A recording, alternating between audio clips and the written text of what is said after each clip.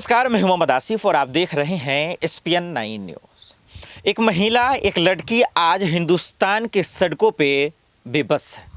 दिल्ली की राजधानी, जहां एक से बढ़कर एक दिग्गज बैठते हैं, वो लड़की आज बीजेपी सांसद के सामने जो है वो रो रही है, वो बिलख रही है और इस पर अब सियासत होने लगी। कांग्रेस बीजेपी की लड़ाई में जो सबसे अहम सवाल है कि क्या इस बच्ची को इंसाफ मिलेगा। मैं बात कर रहा हूं बृजभूषण शरण सिंह, जो बीजेपी के सांसद हैं। उन पे गंभीर और संगीन आरोप लगे।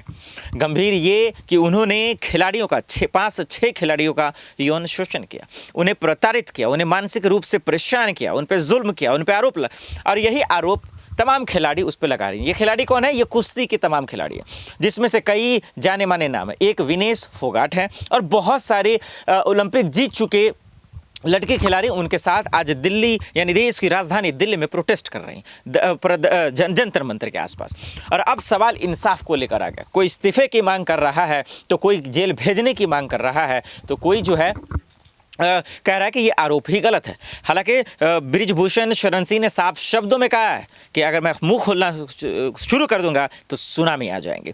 दर्शकों, आज पूरी चीज सवालों को विस्तार से समझेंगे कि क्या जो लड़की बैठे हुए वो सही है, वो गलत है, या फिर बृजभूषण सिंह सही है या गलत है, ये हम आपको बताऊं।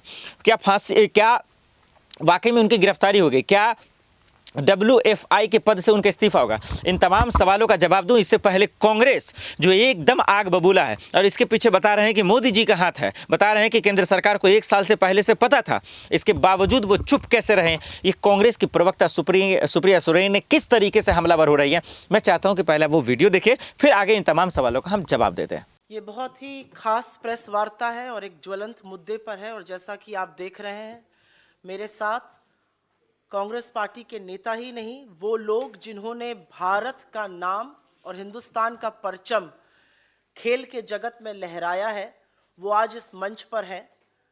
किसी और कारण से होते तो हमें बड़ा गर्व होता, लेकिन वो आज इस मंच पर हिंदुस्तान के उन खिलाड़ियों की वेदना और उनके दर्द को समझाने के लिए, बताने के लिए और सरकार से सख्त सवाल पूछने के लिए मजबूर हैं, जिसका जवाब बहुत पहले आ जाना चाहिए था।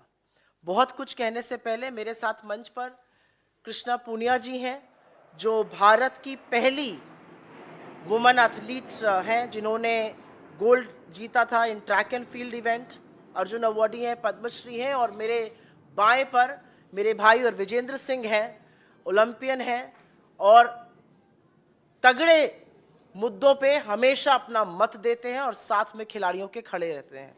इससे पहले कि मैं इन दोनों लोगों को मंच दूं, मैं एक बात जरूर पूछना चाहती हूं। 72 घंटे से ऊपर हो गए और जिसको अंग्रेजी भाषा में अनप्रेसिडेंटेड कहा जाता है, ऐसा पहले कभी नहीं हुआ कि the most decorated athletes of Indian sports stars, जिनकी विश्व में जिन्होंने भारत का परचम लहराया, वो बेटियां जो शेरनियों की तरह दहाड़ती हैं दंगल में, कुश्ती की रिंग में, आज जंतर मंतर पर बैठकर जब उनकी आंखों से आंसू निकलता है तो सरकार की यह खामोशी अपने आप में निंदनीय ही नहीं, अपने आप में और बहुत गंभीर और गहरे सवाल खड़ा करती है। क्योंकि कटघरे और सवालों के घेरे में रेसलिंग फेडरेशन ऑफ इंडिया के चीफ, भाजपा के सांसद बृजभूषण सिंह जरूर हैं, लेकिन उससे ज्यादा आज कटघरे में प्रधानमंत्री मोदी खड़े हैं। और ये मैं बिना रीजन के नहीं बोल रही हूं, ये एक पैटर्न है। विनेश फोगाट जी ने अपनी पहले दिन की प्रेस कॉन्फ्रेंस में कहा था कि उन्होंने अपने परिवार के साथ जाकर 2021 के अक्टूबर महीने में मोदी जी को सारी असलियत से वाकिफ कराया था। उन्होंने सच बताया था और अपनी जान पर होने वाले हमले का अंदेशा भी जाहिर किया था। और मोदी जी ने कहा था नहीं नहीं, तुम्हें कुछ नहीं होगा। 1.25 साल तक, और मोदी जी ने सार्वजनिक रूप से विनेश फोगाट जी को अपनी बेटी कहा है कि तुम तो मेरी बेटी जैसी हो, मैं तुम्हारे सारे परिवार को जानता हूं। तो आज सवाल यह है कि जब एक महिला एथलीट और डेकोरेटेड महिला एथलीट इस देश के प्रधानमंत्री के पास जाकर फेडरेशन में हो रहे यौन शोषण और कुकृत्यों के बारे में अक्टूबर महीने में बताती है, तो 1.25 साल तक मोदी जी ने क्या किया और वो इस पर चुप क्यों रहे? क्या कार्रवाई हुई? सांसद अभी भी अपने पद पर बरकरार है, कोई इंटरनल इंक्वायरी नहीं हुई, कोई सवाल जवाब नहीं पूछा गया। और हम ये क्यों ना पूछें कि इस सरकार का पैटर्न है ये, बड़े बड़े आक्षेप और बड़े बड़े आरोप लगते हैं, उसके बाद कटघरे में इनके मंत्री, इनके सांसद खड़े होते हैं, लेकिन बेशर्मी के चलते और थेथरई के चलते यह सरकार उनको पद से बर्खास्त नहीं करती। यह हमने अजय मिश्रा टेनी के केस में भी देखा था, जो आज भी मंत्री बने हुए हैं, और ब्रजभूषण सिंह के केस में भी हम देख रहे हैं। मेरा सवाल यह है कि देश के प्रधानमंत्री ने अक्टूबर 2021 के बाद, विनेश फोगट जी का कहना है उनको सब कुछ बताया, उसके बाद वो शांत क्यों रहे? जंतर मंतर पर बैठे हुए ये एथलीट्स, उनकी आंख के आंसू और इन लड़कियों का आज शायद लड़की होने पर भी अफसोस जताना बहुत बड़े सवाल खड़ा करता है। एक ही लाइन कहूंगी और उसके बाद मैं कृष्णा पुनिया जी को इनवाइट करूंगी कि वो अपना ओपनिंग वक्तव्य बोले। हमने अभी तक सरकार के एक नुमाइंदे से इन कुकृत्यों की निंदा नहीं सुनी, इसकी भर्त्सना नहीं सुनी।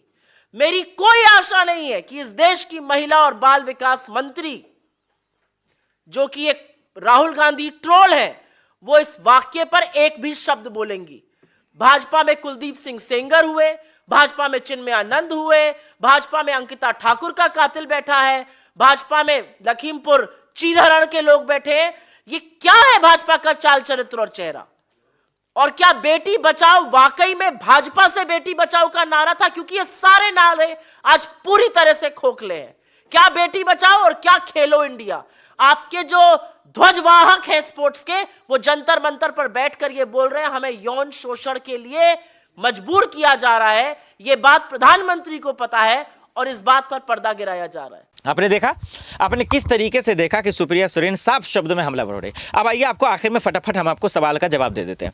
सवाल नंबर 1 कि क्या उनका इस्तीफा होना चाहिए? देखिए, मैं जहां तक मान रहा हूं कि जब तक आरोप साबित नहीं होते इस्तीफा देने की कोई वजह नहीं है।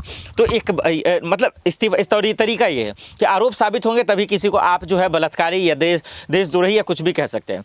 तो अभी FIR दर्ज हुए हैं, लेकिन अभी उनकी गिरफ्तारी नहीं हुई है। इस्तीफा तरीका यह है कि अब वो फौरन WFI से इस्तीफा दे दें, और जब आरोप साबित हो जाएंगे तब तो फिर वो जेल जाएंगे, लेकिन नहीं होंगे तो फिर बाखूबी तरीके से उनको सम्मानित कर उन्हें फिर से दिया जाए, उनको अध्यक्ष बना दिया जाएगा। लेकिन अभी फिलहाल उन्हें हटा देना चाहिए। क्यों? ये समझिए मैं क्यों कह रहा हूँ, ताकि जो हिंदुस्तान की तरक्की है वो इन बेटियों से है, जो हिंदुस्तान की ताकत है वो इन बच्चियों से है, ताकि वो बच्ची कम से कम मायूस ना हो, घर चली जाए। तो उनको घर भेजने का ये तरीका अच्छा है। अब बाकी जाँच पड़ताल होंगे तो फिर उसको भेज दिया जाएगा। दूसरा तरीका ये है कि मोदी जी से मिलना चाह रही हैं वो बच्ची, वो खुद दिल्ली के जंतर मंतर पे आए, अनुराग ठाकुर आज जाने वाले हैं, तो वो जाएं, उनसे मिलें और मिलकर खुलकर बातचीत करें। और कम से कम, क्योंकि आज जो बेटी बैठी हुई है वो देश को सर्वसार करने वाली है। आखिर में दर्शकों आपसे भी मैं पूछना चाहता हूं, और वो ये कि ये जो आरोप लगे हैं एक दूसरे पे, क्या आपको लगता है कि ये सही है? हाँ, तो क्या ब्रिजभूषण शरण सिंह का इस्तीफा होना चाहिए?